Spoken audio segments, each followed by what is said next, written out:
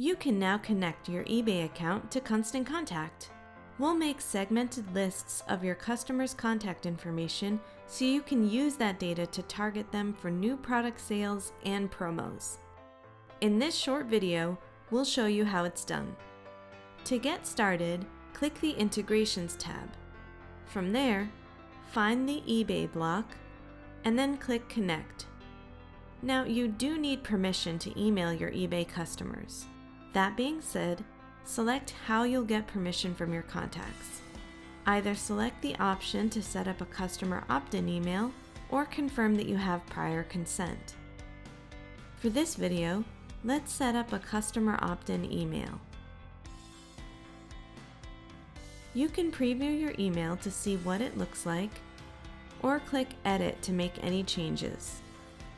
Click Activate Email to turn your customer opt-in email on. Then click Continue to eBay. Click Sign into eBay and then enter your username and password.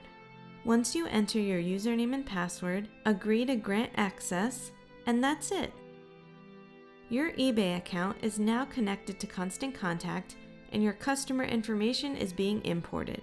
From the Integrations tab, you can view all of your reporting, lists, and import activity.